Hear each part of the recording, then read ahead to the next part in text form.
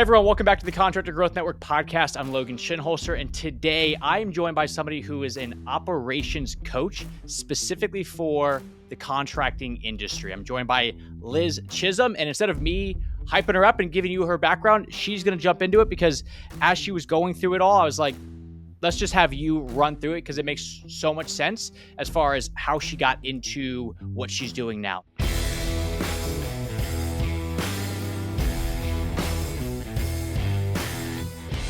Liz, I appreciate you jumping in. Go ahead, kick us off. Give us your background. How did you get into coaching specifically around operations in the contracting space?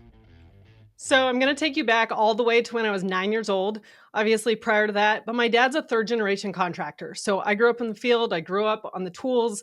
Since I was homeschooled, I got the privilege to work with my dad on a regular basis. And it was better than doing chores at home because on the job site and on the tools, I could make money. So at 9 years old, I'd do my schoolwork in the evenings and weekends, and I'd work with my dad. And I actually really enjoyed it. I loved all the different dynamics. I loved the art and the science.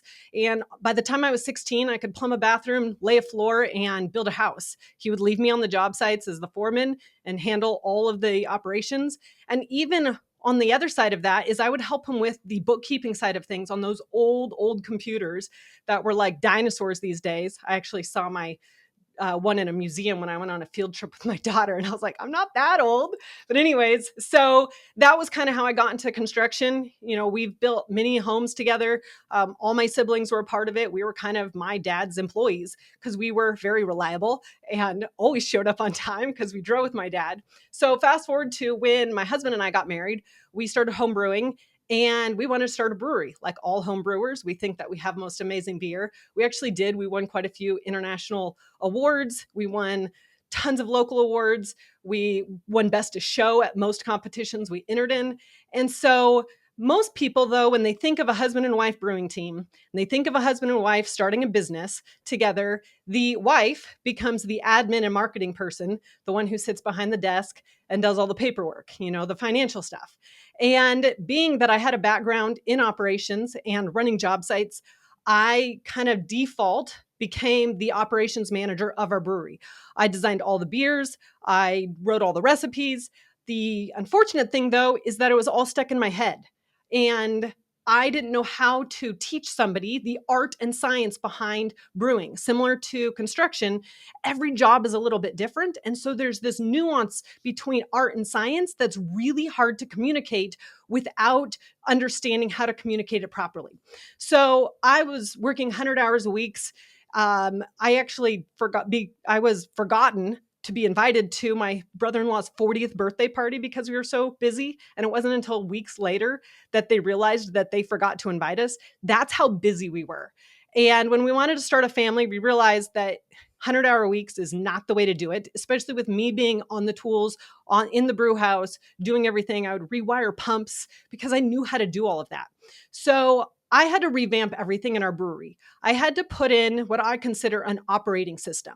So a lot of times businesses have separate systems. They have a system to do, you know, their marketing, and that's got a lot of subsystems, and they have a system to do their sales, and they have the system to fulfill the job and actually do the work there. But there's all these holes in between everything. And then you add this arts component to it where every job is different. Every beer we brewed is different. And when I'm talking about the nuances in beer, we're talking about mashing a beer at 147 and it not tasting good if that beer is mashed at 148 degrees. Like we're talking very, very specific on how to do things. And so, you know, similar to construction, you really have to have good processes in place.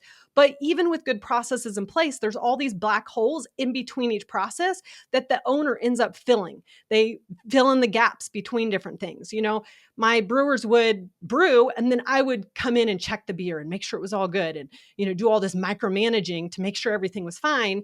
And as a new mom, I didn't have the opportunity to do that. Like I had to have systems and processes in place and an operations on how to tie everything together to actually pull myself out. And that's exactly what I did. I went from 100-hour weeks down to about 30 hours a week. We traveled all over the world with my daughter.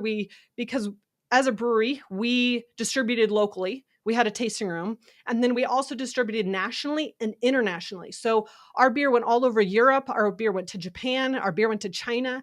Um, and so we actually got an opportunity to fly to China. And in China, Google doesn't work. So your Google documents, your Gmail account, any way to really communicate with your employees is non-existent. And so we had to set up our systems and our operations in a way that removed us from the day-to-day. They had to answer questions on our behalf based off of us not being there. And so we put in processes in place where we're gone for 2 weeks in China and nothing happened wrong. Everything was great. Our sales went up. There was not a glitch that happened. And we came back and we were like, this is sweet. Like, we just did it. We just spent 2 weeks with no contact of our business, and it thrived without us. And so not too much longer after that, we decided to actually get out of the brewing industry, and contractors, because that was my background, started seeing the type of systems that I put in, which is a little bit different than most people put in, and saw the operating system and was like, okay, how'd you move from 100-hour weeks down to 30 hours a week and got your life back? How were you more profitable by being out of the business operations than you were micromanaging the business operations? How did you get your employees? Because we had a team of 16 employees. How do you get your employees to do things the way you want them to be done without you checking in on them? And so that's kind of how I got into the construction world.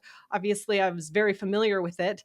And my husband's dad is also a third generation painting contractor, and my husband has a degree in construction. So it just kind of became a natural thing to continue and to help contractors really get out of the day-to-day operations when construction is a blend of art and science. So one of the things that you brought up about like the whole idea of art and science is like the nuances associated with all the things that, I mean, every business is, like, has them. In the brewing space, before we jump into the contracting side, I'm curious. Like, whenever I watch, like, I don't know, like the great British like baking show and stuff like that, they'll like taste it and they're like, you should have let this thing like stay in the oven for 14 more seconds and add a touch more time, and you're there. Like, that to me, when I watch people do that, when it comes to tasting and stuff, were you like at that level when it comes to like, you can taste a beer and be like, we need to add this much more hops, and like, hey, if we like cook it at like this temperature a tiny bit more, we're spot on? Yep. So prior to us actually starting the brewery, my husband and I both became certified beer judges, which is the beer version of a Cicerone in wine terminology. So we could actually tell the difference between what beers tasted like what, and specific tastes and what they contributed to in the process to brew them. We could also tell the difference between different hops and what years they were harvested at. Mhm. And I would purposely not buy hops if they were certain years or certain regions, because I didn't like the taste, even if the variety was the same. So yeah, we were at that level. We did a lot of barrel aged stuff. And so we would go through, 14 different barrels and be like, I'm only going to do barrel 2 and barrel 9, and that's it. The rest are going to have to age longer. So yeah, I was at that level. And is that something that, like, when you're talking about, you're away in China for 2 weeks, to me, it's like, some of the systems that you have to put in place are a little bit more straightforward, but something like that, where if they cook it wrong or if one little thing is off, like, now all your customers are tasting a different beer than what they're expecting. Is that something that you and your husband were able to teach, or is that more of like that specific thing still kind of came back to you guys having to be there to really like use your own taste buds to figure out what's what?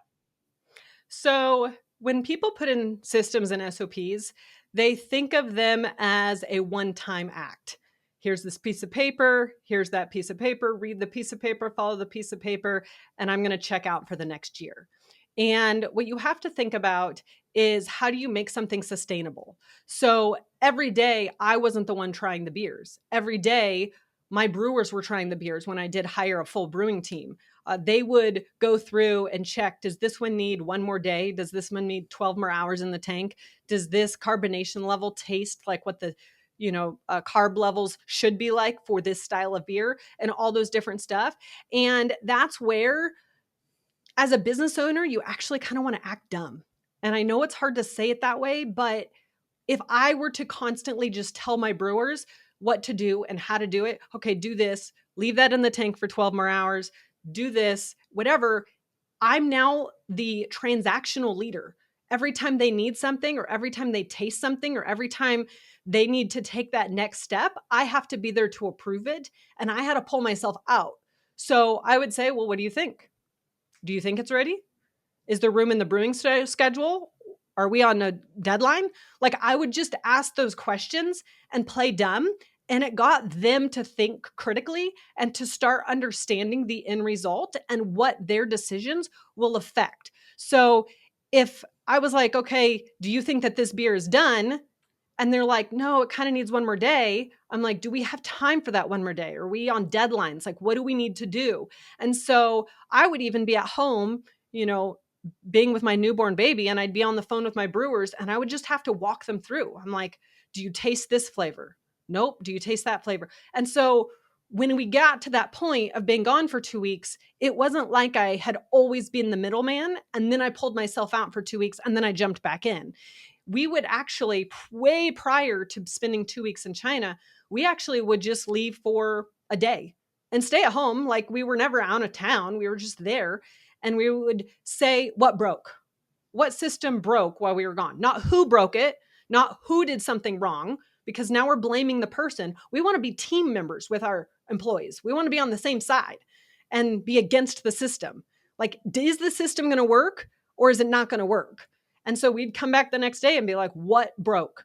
And they're like, well, we followed it this way, but it didn't produce this result. And we're like, okay, cool. And then we go in and fix the system, not fix the employee. Because if you're going to be there trying to fix your employees are probably going to find another job somewhere else.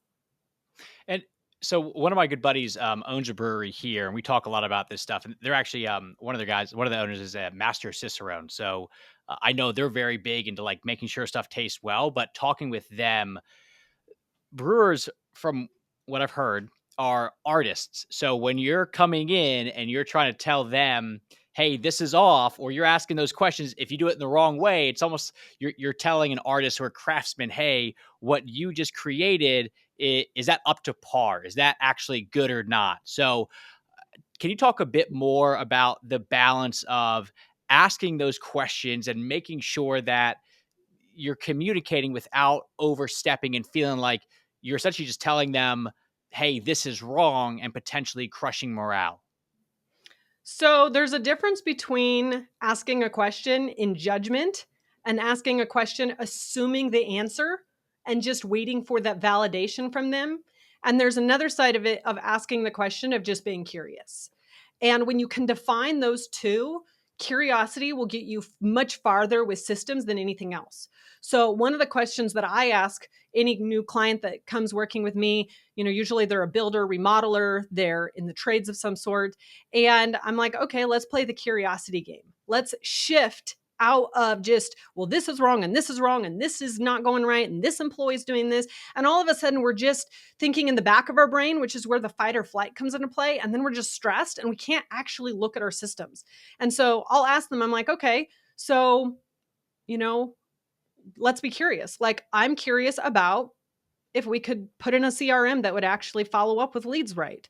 I wonder if we could get a team to the point where all of us actually work together great. Like, when you start putting in that curiosity instead of just, well, this is how I do it, and I'm going to like ask you a question just to, get you to admit that you're wrong, then we're approaching it wrong. And so this is where, I would just ask my brewers, especially since I wasn't there. I had the convenient excuse to not be there early on when I had a baby. And I'm like, you have to be my ears and eyes. Like, I am not there to taste it.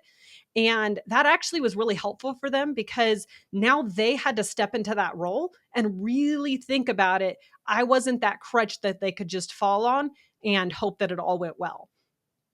Can you talk? You talked about this before, but talk a bit more about the idea of it's you and the person versus the system, where the bad guy is not the employee or the way that something's being done by that employee, but it's really more the system as a whole? So when owners want systems in their business, they typically have a business that's chaotic. It's typically not making a lot of money. The owner's typically working a ton of hours and they don't know which way's up. They don't know where to start. They don't know which to tackle. And so they think that they need this beautiful piece of paper that's their SOPs. And if they just had SOPs and they just had systems, all their problems would go away. So they may get a system from someone, they may download something from the internet, they may throw some stuff into Chat GPT, and they present their employees with a piece of paper. This piece of paper then becomes something that is a thorn in their flesh. They hate it. It's like, oh, so now I've got a piece of paper as a boss. Now I have to do this. We didn't talk about this. I don't know. This doesn't work. Don't you know that we don't do it this way? And so when SOPs or standard operating procedures are created in a vacuum, it really makes it difficult to be in collaboration with your employees. And one of the hardest things with putting in systems and with putting in SOPs is getting your employees to adopt them. And so when you create this nice fancy piece of paper or a document, or you have Trainual or ClickUp or whatever it is that you're going to use, I use Google Docs. I've scaled multi-million dollar businesses on Google Docs. So you don't need to get fancy with your systems. But when you take that and you just hand it down to your employees, you're very much in a authoritative dictatorship type role. And your employees are going to look at that piece of paper, scan it once, and throw it out the window and keep doing the things the way they want to do. And so the way you collaborate with them is by asking questions. And that's where just staying curious. A lot of times SOPs have this idea of a laundry list of to-dos. Do this, don't do this, wear this type of clothing. My favorite example, somebody handed me an SOP a couple months back, and it was a SOP that had a huge laundry list of stuff to do. Half of it I would never have remembered. And one of them was put cones by trailer if parked on street. I'm like, okay, cool. Like, that's a nice thing to talk about, but why? Why are we putting cones on the street? I mean, I don't know. You tell me. And so if you reword the question to actually be the outcome, now you can get them to start thinking about stuff. So I would reword that is, how do we create a safe job site? And then they can answer that question of how we can create a safe job site. One painter I worked with, he was a commercial painter, huge team, like 30, 35 people. And he was trying to implement his values into his business. And one of his values was servanthood. And I was like, okay, well, what do you mean by that? Like, what does that actually look like? And so they actually created an SOP of how do we show that we are, showing servanthood or being a servant to each other on the job site? How do we show servanthood with our clients? How do we do this? And then their employees started realizing what that actually meant and how it played out. If you say, hey, look, our values are servanthood, nobody is going to understand what that means. And so then they solidified that by doing acknowledgements, which is another thing that I teach contractors, is how to actually acknowledge somebody for who they are. And so on their quick morning meetings, they would do one acknowledgement. And there was this one time after we'd been working together for a while where one of their other employees acknowledged another employee and said, hey, I just want to acknowledge you for you showing for servanthood, because we were painting an old folks home. And, yes, we had a path cleared for people to come in and out of the building, but it's still a little confusing for, an 85-year-old grandma who's not quite sure where she's supposed to walk to get inside the building. And this guy dropped his painting brush and put everything aside and walked the lady to the front door and let them come in. And so that was shown in their business as what they meant. And it started with asking the questions of, what does it actually look like for us to be this way? What does our job site look like when we're doing our values and showing forth our values? What does our job site look like when we're working with a customer and we want them to refer us to 5 more customers? what are we actually doing that's going to get us that result? And so when you put the result in the question, you can now be curious about what's going on. You can get feedback from your employees, and now they understand what the outcome is that you want to achieve in your business. And you don't have to put this laundry list of to-dos that they need to do that they're never going to read. You can start seeing the results based in their business. And I mean, I do this even if you're not going to share it with your employees, of just understanding clarity wise how your business functions. Okay, a lead comes in. What is the next step? Will that help a client? Yeah, will that help a client move to the next step? Like all those questions.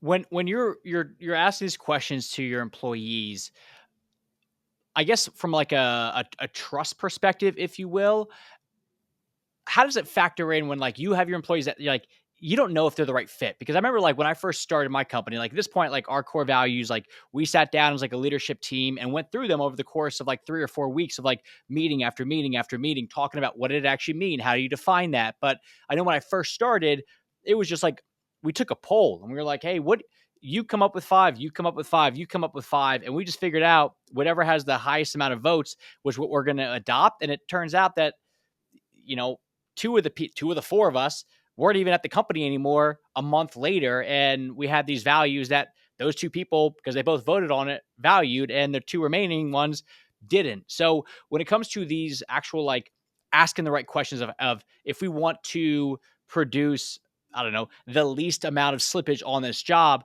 what can we be doing?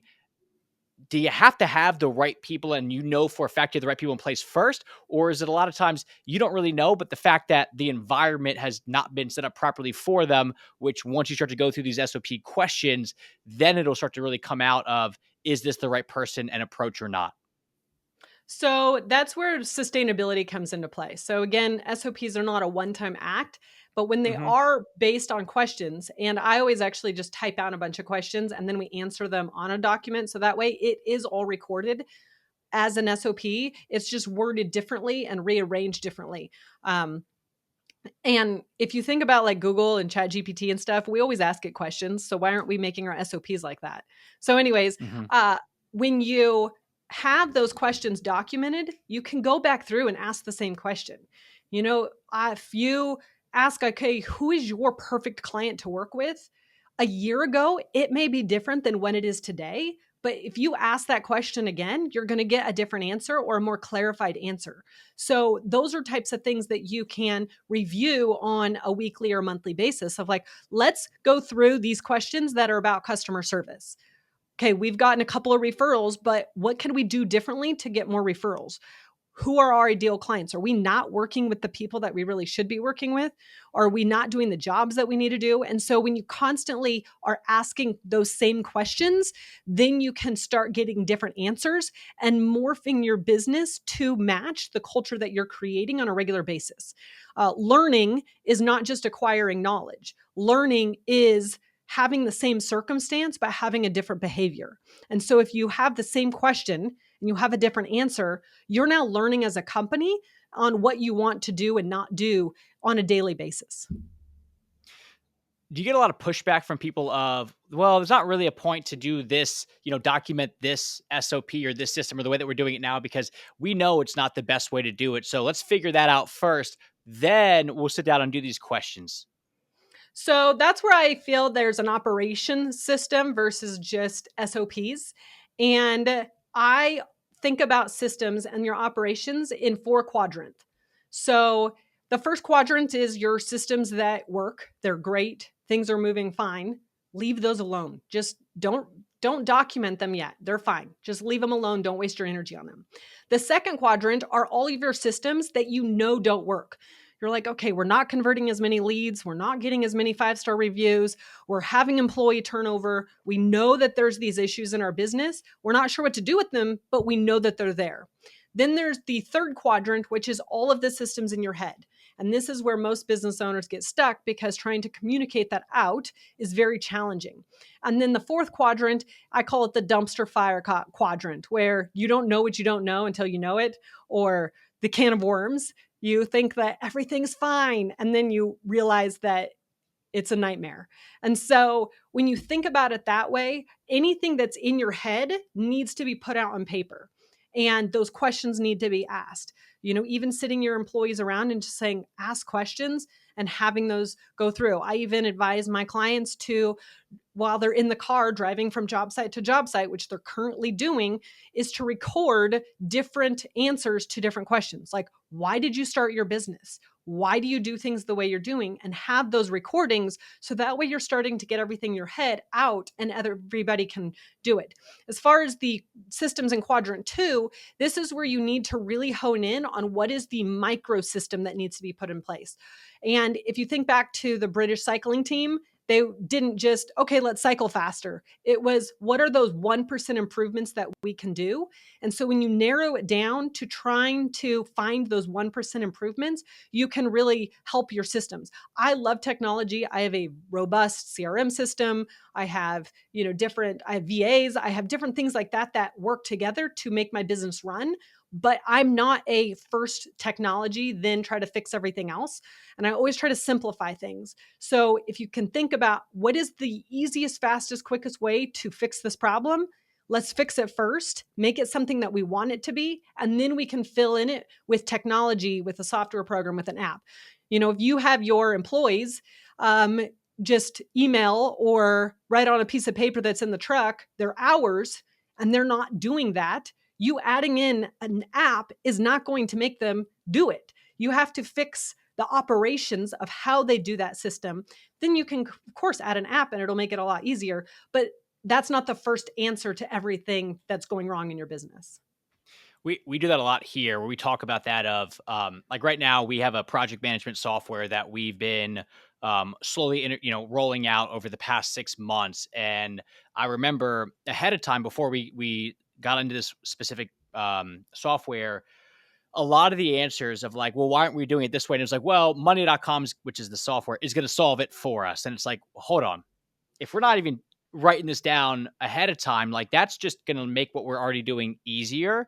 But if we're now, it's almost like the person on the team saying, hey, if you promote me to a leadership role, then I will start to show leadership qualities, versus I'm not going to promote you unless I can already see that you're doing it. So we have discussions around that over here around, let's actually figure out what needs to happen first. And then you implement the technology to then make it easier, faster, simpler, things like that. Versus it's the same thing. We do marketing, and if we build somebody a website, they think that, oh, once my website's live, all my business problems are solved. And it's like, well, look, like if you're not telling people that you actually do this service, or like you own a remodeling company, like a website is going to help for the other people. But realistically, like you need to get yourself out there first, and then let the website kind of be the place that you can send people back to. But using a software technology is not the end all be all.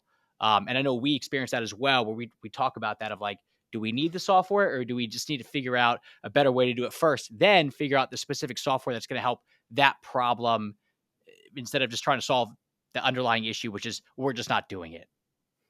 Yeah. And a lot of times it comes down to clarity. Like I say that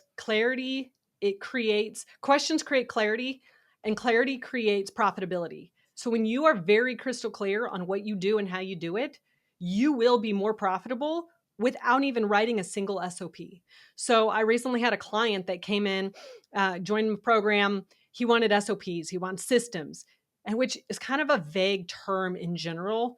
And so I was like, okay. And so we started working through. The first step that I do is getting more leads, making more money off of each lead, and turning those leads into profit machines.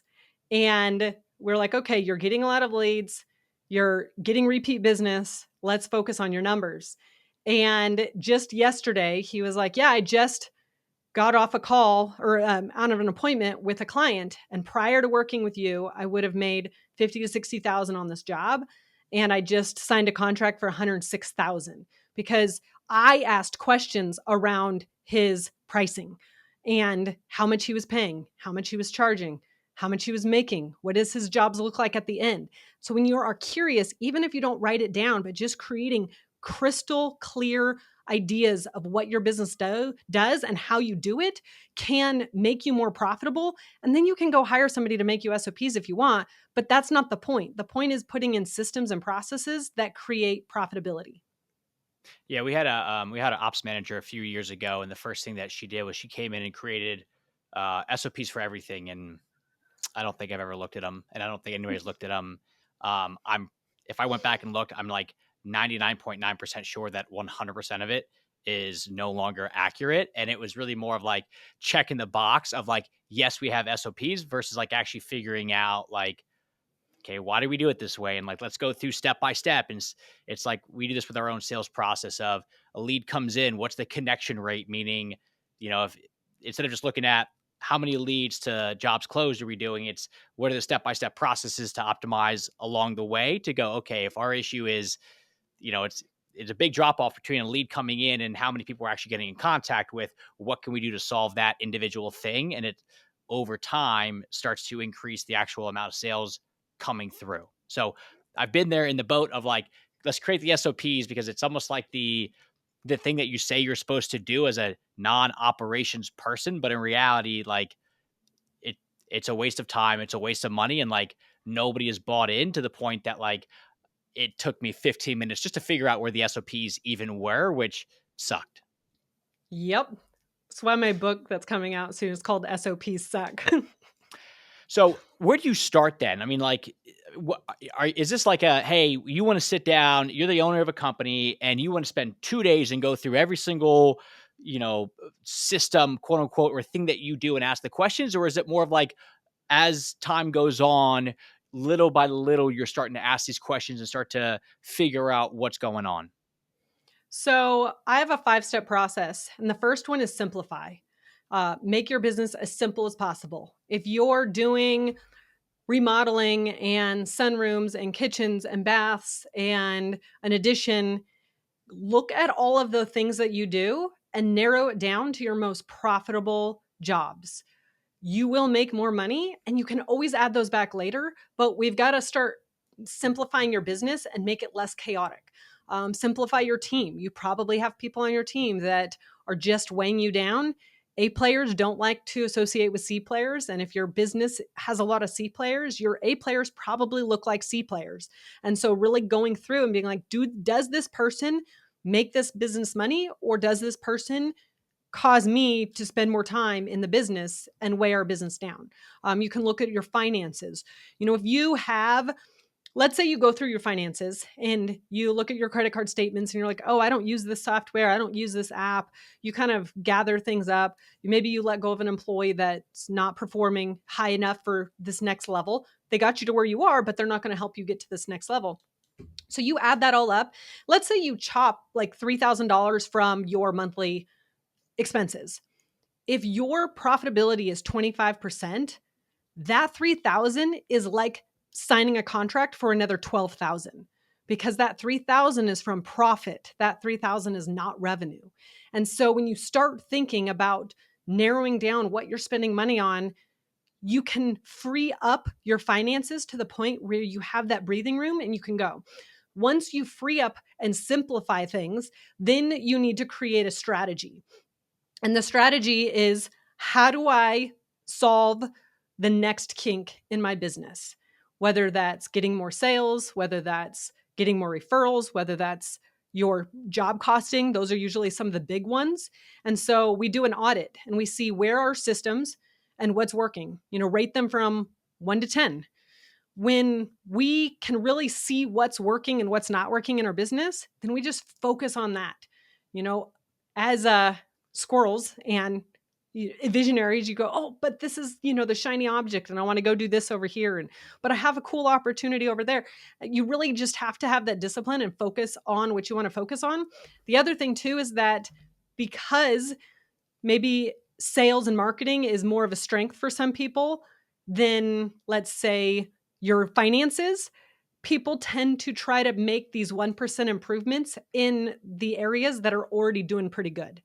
And so you want to force yourself to go find those things that are not working very well and put them in place. And then the third thing that you need to do is systemize everything, which when I say systemize, I actually mean create clarity. So what do we not know, or what's not answered, or what questions do we still have around this particular area? And so when we can ask those questions, whether it's, how do we close on a job so that way we're on time? How do we put in a punch list that can get the job done faster? How do we hand off the job to a client and have them give us rave reviews and, give us a 5-star review and referrals and all this type of stuff? Like, what are those tiny micro strategies we need to put in to create clarity? And then the next thing is, how do we make it sustainable? So sustainability means make it a habit. If you think back to, as a child, your mom taught you how to brush your teeth. Okay, let's come in, brush your teeth. This is how you do it. She helped you. And then now you don't need your mom calling you every night to brush your teeth. It's a habit. You do it every night. You do it every morning. That's what you do. And so you want your systems to be the same way. And when you think of your business running like brushing your teeth, you don't think of it as a one-time act, and you keep going, and then you just circle back around and do those things. And that's how you scale. So when somebody starts to work with you, is there like a starting point where it's always like, hey, we're always going to start off with, like lead intake, because that's an easy one to solve and get quick wins? Or is it really everybody's coming to you with nuancy problems that you then have to do like a deep dive to figure out, oh, you're starting here, so let's go there? Or is it all pretty common from where everybody should be starting from a system perspective? Every contractor needs more time. So I always start with time, because I can't go and tell you to ask your employees these questions or to, be on a call with me if you don't have any time and you're working 60 to 80 hours a week. So my first thing is to chop your time down as fast as possible. And then after that, it usually means hiring someone for your job. Usually there's either an admin you're missing, or you're missing some type of, I call them like a job site admin, either a crew leader, a foreman, superintendent, somebody who can be on the job site. They may not be at the level of a project manager, but they need to be there to wait for the inspector to come, so you can get your permits signed off on, and like wait for the materials to be delivered. They're just sitting around, and you need to find somebody that can do that. That's not you. Even running errands. Most contractors run errands for their team because, well, I was by the supply store, so I'm just going to pick it up and drop it off here and run over there. And it's all these little tiny things that are wasting their time. So usually it's putting in another employee. Sometimes it's 2 employees to get them freed up. And then from there, about once a month, I ask, okay, what's your goal? Where are you now? And what's blocking you? And almost always they know what's blocking.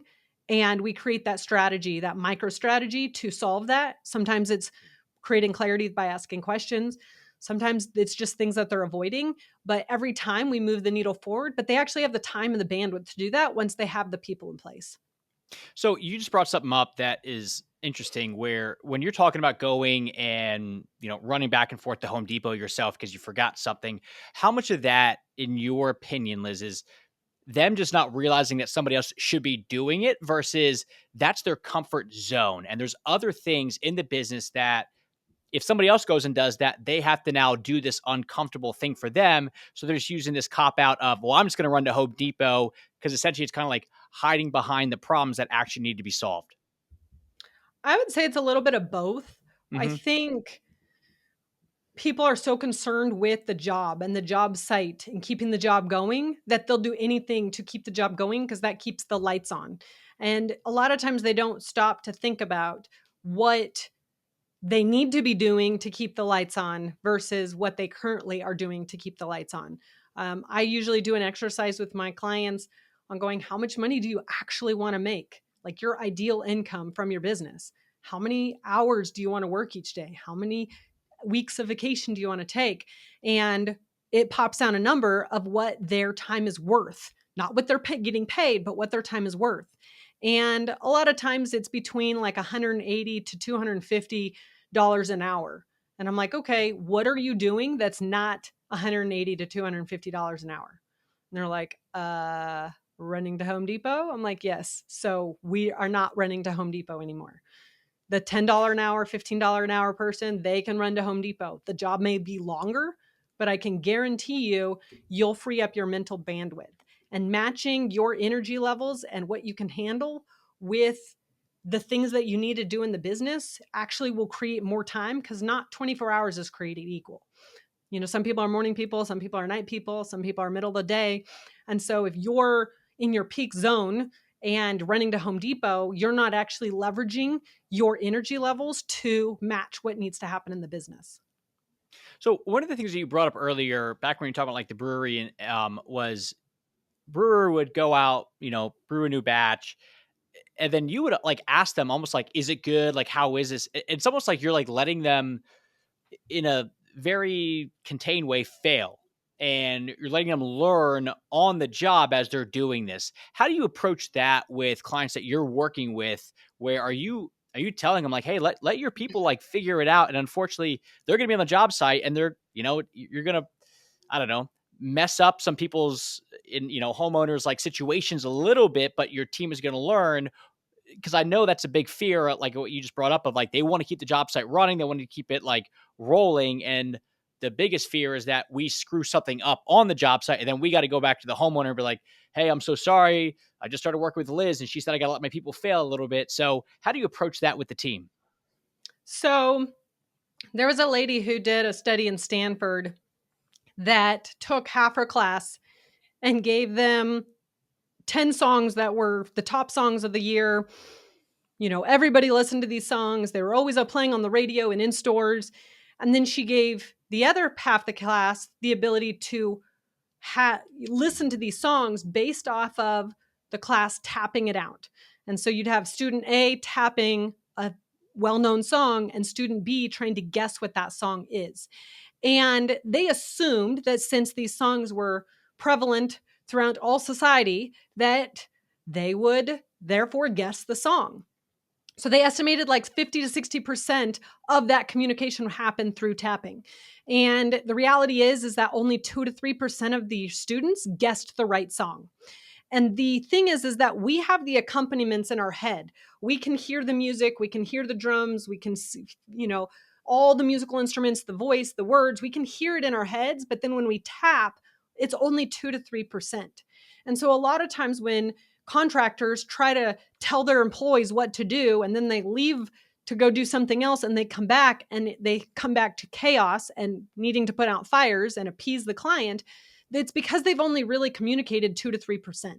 And so taking a moment to figure out all the questions that are going to be asked and really thinking about it from an output standpoint, like what is the outcome of this? Like what does need to happen? Input, we do these actions. Output, what is that going to result? And so when you think about it, and it doesn't take that long, but it's making sure that you're asking all the right questions so you're communicating that. Once they actually know what's going on, it's much easier to leave them at the job site. There's a guy that I work with who does spray foam and insulation and fiberglass and everything like that. And it was always like, well, it depends. And I'm like, well, it depends on what? Well, it depends how big the house is. I'm like, okay, so if it's a 2-story house, is that different than a single-story house? Well, yeah. I'm like, okay, so is the process on every 2-story house similar? Well, yeah. I'm like, okay, what do you actually do? Well, we do this and this and this. And he named off 10 things. And I was like, but it sounds like I'm actually only hearing 3. So it's 2-story house or a single house. It's this or this or this. And then when he started creating that clarity of what exactly it is, I'm like, okay, well, where do you start in a 2-story house? He goes, the farthest point in the house. I'm like, okay, so you go up the stairs, you go down the hall, and you go to the last bedroom? He's like, yeah. I'm like, okay, then that's your process. But it took somebody asking those questions, because just telling your guys, show up at this house and spray foam the house is 2 to 3% of the information. And then you're going to come into this house and it's going to be an absolute disaster because they didn't have the right tools and information that they needed. So I always say that SOPs or systems or processes that answer the most questions are the most effective. So if your guys still have a ton of questions on what to do and how to do it, and they're texting you, that means you didn't actually communicate the 2 to 3%. And so have that open communication, have that open dialogue, and really create that trust with your clients or with your employees. And it does take a little bit of time, but it's so worth it in the end when you can show up to a job site and everything is going according to plan because they know what to do in certain circumstances. And those one-off unicorn jobs, okay, you need to give a little bit more information, but for the most part, if he's doing an entire subdivision and they're all the same type of house with all the same type of process, he can free himself up 3 hours every morning, which is exactly what he did. And he doubled his business because he had time to focus on his business. And let's say you sit down with the team and you ask them all these questions from a documentation standpoint. How do you do it? So, like I mentioned, I use Google Docs. And anytime we're talking about a process that's related to, let's say, fulfillment on a job, I pull up the document that's about that, and we make comments, have coloring, different colored words, highlight different things. If two people were in the meeting and a third person couldn't make it because they were sick, then I just do the little @ symbol and then their email address, and it notifies them of all the changes that we made. And so now these documents are alive and breathing, and they're changing and they're morphing as we go along. What most people do is they go and sit in a meeting, they take some notes on a piece of paper, then they have to take that paper that's handwritten notes and somehow put it back into the computer, which they will never have time to do. And then they'll do an email saying, didn't we talk about that? And so now you've got SOPs in an email on some written piece of paper in somebody's head and on a document. And so I just narrow that all down, that if we're talking about, employees, then we pull up the team. Is this what your job responsibilities are? Is this how you do your job? We're talking about fulfillment. We're talking about clients and getting them to have that raving fan experience. We pull up that document and ask those questions and fill in information. Then it's all there. So if that employee leaves and the next employee comes back, they can just look at all the history and they can see exactly what they can do. This same process with Google Docs, I was working with a client, nothing to do with construction. They do VAs. They source virtual assistants from the Philippines. And they're now at 17 million. But when I started talking with them, they were at 9 million. And he's like, wait a minute, we have all of these different software programs to try to document our systems and processes, and you're just using Google Docs. So I showed him how I did it with everything being on there and with everything being on Zoom because their virtual assistants are in the Philippines. It made it really nice for them to train stuff. So a couple months ago, I actually ran into one of the owners at another conference. My husband's in real estate, so that's how I was part of all this. And he pulled it up and he's like, look at this new sales process that we came up with and what we're looking at. It was the Google Doc process. I taught them at 9 million and now they're at 17 million. So it's not an antiquated process, or it's not too simple to grow. This company is doing just fine using that. But when everything's in one place, there's not this double work trying to keep your processes up to date. And last question around this. I know you said that you like to start with time, because typically if somebody's coming to you, the biggest issue they have is a lack of time. But let's say somebody's listening to this podcast, they're driving into work and they're going to have like their team meeting and they want to implement one thing from what we've just talked about. What would that one thing be in your mind?